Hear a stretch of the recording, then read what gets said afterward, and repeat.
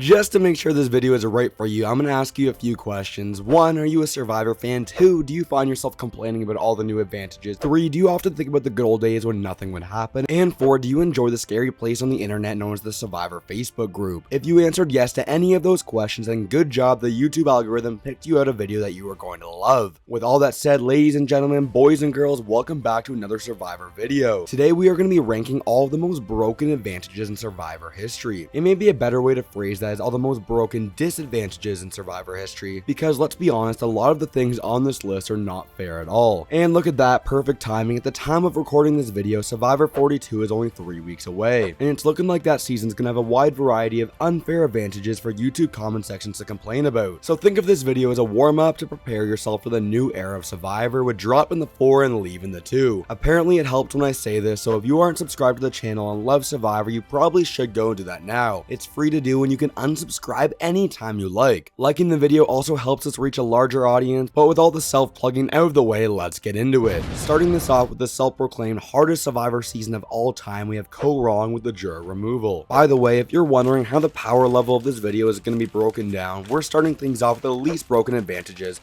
and ending with the most broken advantages in Survivor history. Specifically in this case, Neil, the ice cream entrepreneur, had absolutely zero luck on his side during his stay on Survivor. To be fair, his game was starting out strong by making the merge and being in possession of a hidden immunity idol, but the issue was this was the most dangerous Survivor season of all time, and so Neil was of course removed from the game due to severe infections on day 19. Cue the sad music, but it wasn't all bad for Neil, as he was going to enjoy a 20-day vacation in Ponderosa and be the first member of the jury. The idol went home with Neil. That son of a bitch. Really? Neil left me hanging. No jury for Neil, as Michelle won the final advantage of the season, which allowed her to vote a jury member out of the game. As the video goes on, the advantages get far more intense, but this just stings on a personal level, as you can't help but feel bad for Neil, being stuck on the jury for 20 days just to not have his vote in the end. Fun fact, Jeff Probst actually wanted to do this for a long time, but they finally felt it was the right opportunity right here. Next on our list, we have fire tokens from Survivor Winners at War. I'm going to save one specific fire token advantage for a little later in this video. I'm sure you can guess which one that's going to be, but without touching on that, I think this is a bad case of right idea with wrong execution. In fact, I love the idea of fire tokens and this in-game currency that players can trade between each other and cash in for rewards. But my problem with this is when you combine it with the edge of extinction, because then we're having players that were voted out of the game are creating major consequences for players that are still in the main game. I feel like being negative towards the edge of extinction is like beating a dead horse at this point, so I don't want to go into detail about all the obvious reasons why people didn't enjoy this.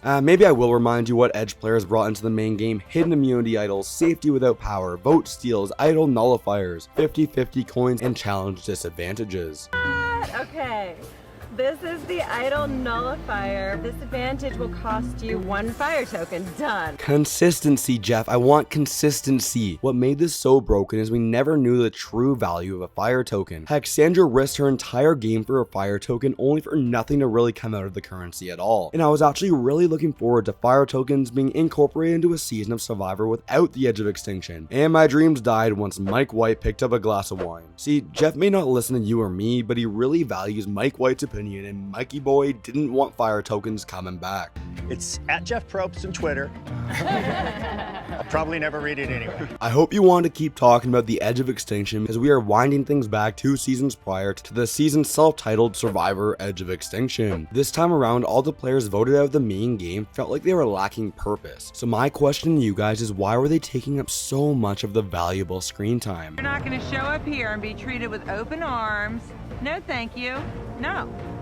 This is what I went through. Read the sign, bro. Never mind, I completely take that back. Any ream we can get on Survivor is some good time. But seriously, production was grasping at straws trying to find any kind of purpose for the Edge of Extinction players. And this really gives us some real insight what playing Survivor is like when you aren't strategizing and competing in challenges. It's really boring. At random points throughout the season, players would be given the opportunity to compete in challenges for rewards during the return challenge. Keith ends up winning the ability to disadvantage Chris with needing to untie 30 knots. Realistically, this isn't that broken of a disadvantage and it should be higher up on our list, but it just felt completely out of place when you combine it with knowing that Chris would end up winning the second return challenge later in the season. I think giving a player a disadvantage in a challenge is just completely broken and unfair. One of these 6 is about to earn their way back into the game. At this point, we need to make sure we understand the difference between a survivor twist and a survivor advantage. Twists like survivor do or die or the outcast twist, although are completely broken, I view them differently as advantages and disadvantages. But don't worry, in a future video, I'm going to be discussing all the most controversial twists in survivor history. Because even choosing to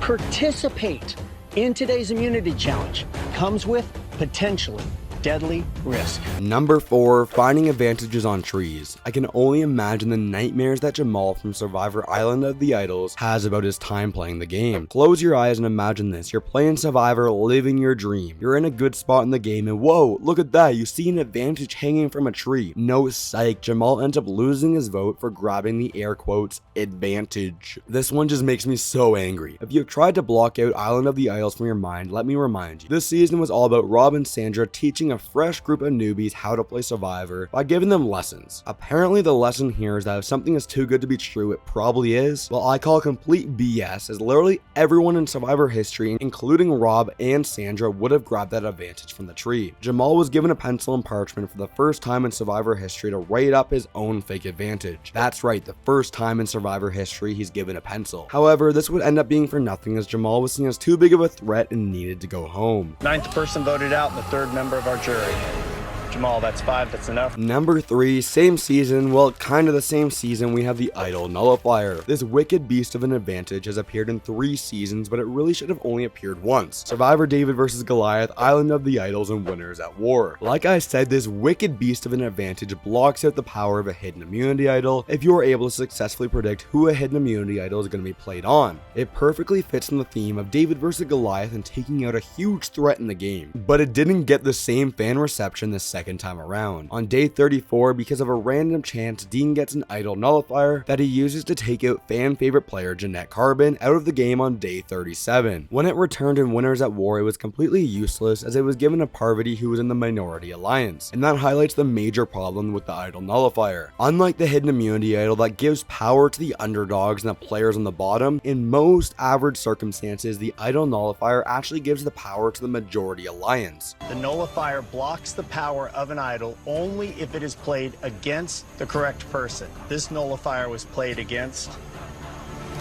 Janet. Want to know what the second most broken advantage in Survivor history is? I hope you like it because we're going to be seeing a lot of them in Survivor 42 with the beware advantages. Specifically, I'm referring to the 3-way idol that we saw in Survivor 41 that I'm assuming will work the exact same way in Survivor 42. This is one of those things that Survivor can only get away with a single filming cycle because season 43 and season 44, players will now know what to expect. We all literally just watched how this advantage played out, so I'm going to keep it brief, but the fact that you didn't even have a real idol and lost your vote until all 3 different people said a bizarre phrase is completely mind-boggling to me. It gets a slight pass though because it gave some hilarious moments with broccoli and goats, and we still have one more advantage on this list that in my opinion is even more broken. Truly believe that butterflies are dead relatives saying hi. Broccoli are just small trees. I am as confused as a goat on AstroTurf. Number 1, you knew it was coming. I briefly touched on it at the top of this video. Survivor Winners at War gave us the most broken advantage in Survivor history, or one of the most broken disadvantages in Survivor history with the extortion advantage. Like Tony Nachos once said, this should be illegal and should have you thrown in prison. The fact that someone thought it was a good idea to give people voted out of the game this much power is completely insane. Long story short, the person who finds this advantage can penalize someone still in the main game for as many fire tokens as they want, and the person in the game who receives the disadvantage must pay the number of tokens or they can't compete in the next challenge and they lose their vote at the next tribal council. Luckily, it was given to Tony Nachos, the best player in Survivor history, but this could have easily gone insanely wrong, so Survivor, please never ever bring this back. Tony Nachos loved idols, and if you love them as well, click right here for the complete history of the hidden immunity idol.